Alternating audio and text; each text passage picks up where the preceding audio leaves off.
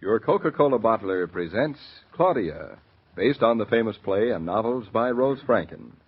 Brought to you transcribed Monday through Friday by your friendly neighbor who bottles Coca-Cola. Relax, and while you're listening, refresh yourself. Have a Coke. And now, Claudia. Claudia, for heaven's sake, eat. I'm eating, Mama. You're not. You're walking over your food like a puppy dog. That's a pretty thought for the breakfast table. Your not eating isn't going to help David get home from the hospital If faster. I thought it would, I'd starve myself. Such devotion. Now eat, or you'll get peaked and thin, and then David will start worrying about you. Is that what you want? That's the last thing I want. Feels strange, doesn't it, Mama, just having breakfast, us two? You used to feel fine in the old days, but now it's a bit lonesome. Habit. David's a habit. A wonderful, luxurious habit.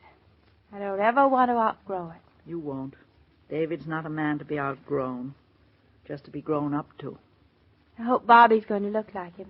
If Bobby has any sense, he will. He looked a lot better yesterday. I didn't notice any great difference. How could you? You didn't see him. You talking about Bobby or David? David, of course. Oh, of course. I just happened to be talking about Bobby. Oh, he doesn't look any different. But David does, thank goodness. His eyes weren't the least bit bloodshot yesterday afternoon. Excellent, seeing it's only 6 days since the accident. Only 6 days. It seems like 6 years. He'll be home in just a few days more. Then your fun will begin. Won't it? A convalescent man in the house is a full-time job, believe me. You'll need all your strength. So eat your breakfast. Mama, a person can't always eat when a person's got things on her mind. Oh, a person can't a person? No. You just finished telling me David looked so much better. Well, this is other things. And what is other things? Pardon the curiosity. The barn. Oh. It's not raining today. So it isn't. You know what that means? It means the workmen are going to really get to work on the barn. I should think that would be cause for rejoicing.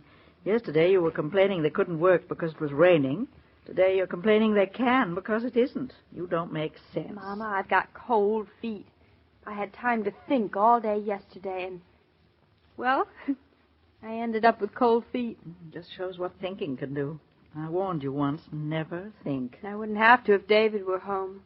But it's quite a job supervising the rebuilding of a barn. What about Fritz? He knows about barns. I thought he was going to supervise it. Fritz knows about barns from the cow point of view, not from the building. And you don't know about barns from any point of view. Exactly. That's what's on my mind. I see.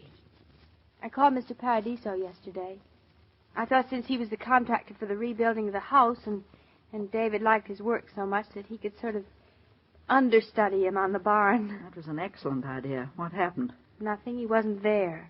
And he wasn't expected back. So I couldn't tell him, so here I am. All alone with a tribe of workmen on their way and a set of architect's plans to give them and nothing else. No wonder you're not even eating breakfast. Why didn't you tell me all this? I wouldn't have eaten mine. Are you an architect or a contractor, Mama? Neither, but I'm your mother, and as such, it's my privilege to worry along with you. I wonder who that is. Oh, one of the workmen, no doubt. Oh, dear. You might as well answer. Yep, I might as well. Mama, how did I get into this? Simple. You're married. Hello there. Mr. Paradiso, it's you. Anything the matter, Mrs. Naughton? Oh, no, I never was so glad to see anybody in my whole life. Say, that's nice. I got a message you called. I figured you'd want to see me, so here I am. Well, come in. House looks good. And why shouldn't it? You built it. Practically. Mrs. Naughton, there's nothing I like better than a satisfied client. Would you like to have a second cup of coffee, too? Wouldn't mind if I did. Well, fine. We can talk while we drink it. It's about the barn I wanted to see you. So I figured. I heard you're rebuilding. You see, David made all the arrangements before his accident, but still, I don't think I could go ahead with it all alone. I'm pleased you called. I thought of coming over to lend you a hand with it, but I didn't want you to think that I was pushing my way in. Well, thanks for the thought. I wish you had come. Mama, our troubles are over and my appetite's back. Here's Mr. Paradiso. It is good to see you. Well, the top of the morning to you, Mrs. Brown. He got my message, and here he is. We're very grateful. How have you been? The last we saw of you, you were jacking up the porch of our house. Oh, I've been fine. How is Mr. Naughton this morning? Well, last time I spoke to him, It was already the third time she called him this morning. Love, love, love. It's in every joist in this house. You ought to know. You put him up. Well, anyway, David said he's feeling much better. Good news. Oh, I'll say. Coffee? Fine. Now, about the barn. You see, Mr. Paradiso, I sort of made myself responsible for fixing it up in David's absence. But, well, I have a little stage fright about having taken the horn by the bulls and deciding that, hospital or not, David's going to have his barn. Mrs. Naughton, now you have nothing to worry about, because Paradiso is on the job. You said that once before about this house, remember? Uh-huh. And how did it turn out? Wonderful. It's only about $5,000 more expensive than we planned. We were only able to move in 2 weeks later than we planned, and practically nothing's gone wrong except the plumbing and the electricity and the porch that caved in. Claudia, now. Now, don't make it sound like that, Mrs. Naughton. Actually, we love the house, and we know you did a wonderful job with it, Mr. Paradiso. Uh-huh. That's why, now that I have you, I feel safe going ahead with the barn alone, even without David. Oh, that's David now. How'd you know? I recognize his ring. I'm afraid he's just as bad as she is, Mr. Paradiso. Hello, David. The very same. It's wonderful to hear your voice. Been so long, How you feeling? The same as the last time you asked. That's good. What's good about it? Well, last time I asked you, you were feeling good. Oh, was I? Oh, dope. Say, David, if you're not doing anything else, there's somebody here who'd like to talk to you. All right, put her on. Well, it's a he. I will not listen to my son gurgle over the phone now. It's indecent. Your son is not the only he in the world. Now, just a minute. Wait a minute. Mr. Paradiso, would you like to say hello to David? I sure would like to. Is it okay for him? A few words. Hello there, Mr. Naughton. Hello? Oh, Paradiso, is that you? Just who? Well, good to talk to you. What are you doing at the house? I thought you'd ask. I just come over to lend your wife a hand doing the barn. Say, that's fine. That's fine. I wish I could be there with you. Yep, I wish so, too. But pretty soon, fella. Yeah. I don't think you'll have any trouble following the plans. The plans you draw up, Mr. Naughton, a baby could follow them. And all of the stuff's ordered. There won't be a thing for me to do but stand around and whistle. But if it's any help to you, I'll whistle. Well, thanks. Thanks very much. It's nice to know you're there. See you soon. You bet. Say, tell Claudia to call me when she has a chance, will you? I'll tell her. So long. So long. Well, he sure wishes he were here. So do I. Mrs. Naughton, I know things are going to be a little tight with you, so it's all on the house. It's all on the house? Well, I'll supervise this work for you, but only as a get-well present for Mr. Naughton. Oh, well, I wouldn't think of it. Don't. But it's all settled. David will be furious. I'll be furious if you don't let me do it, so take your choice. You certainly live up to your name, don't you? I wonder who that is. Maybe it's one of the workmen. Oh, I hope so. Well, if everybody ain't up and bustling. You're an early worm, Mr. Tucker. That's a habit my pa got me into. Always the first up and around. Gives me a head start on to other folks. Mr. Tucker, do you know Mr. Paradiso? Good morning, Tucker. Oh, sure, I know him. What's he doing here? Well, you know we're doing some work on the barn. Sure, that's what I'm over about.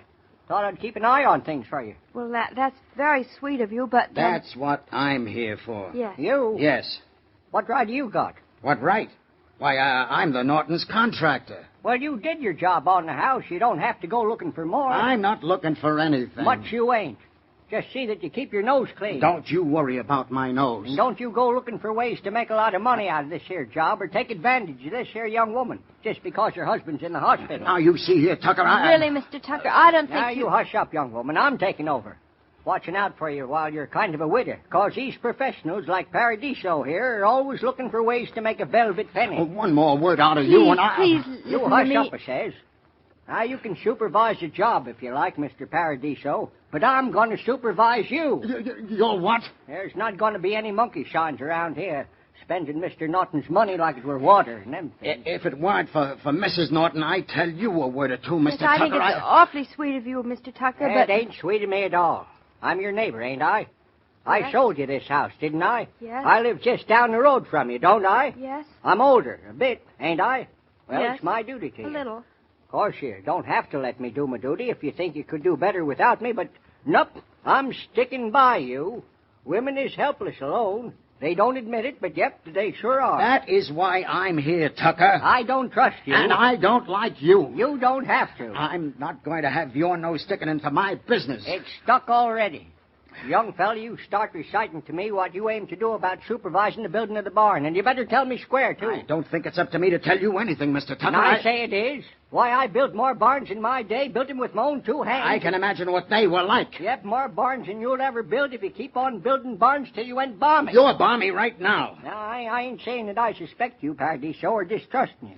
You better not. I'm just keeping an eye open. I'm going up to the barn to see what you're building. Want to come with me? Then come along. Be back in a bit, Mrs. Naughton. Mrs. Naughton, he means well, I know, but if he gets in my I hair... wish I could tell him. For your sake, I'll play along with him. But he'd better stay out of my way, or else I'm through. Step lively, young man. Day's wearing on. Come on. Mama! Oh, Mama! I heard every word. Every word. Too many cooks. Just a little while ago, I was worrying because I didn't have any. Wonder why so many people feel they have to protect you. Because I am a woman, worse luck. Lots of women are, and they don't get protected. You must be the clinging vine type. No, they're not protecting me. They're protecting David from me because they're friends. And this morning you have one too many friends. So things are in a big mess again. They'll both get angry, and they'll leave me in the soup. You wait and see. Till they do, come on in and eat your breakfast. You said your appetite had come back. Oh, Mama. It did.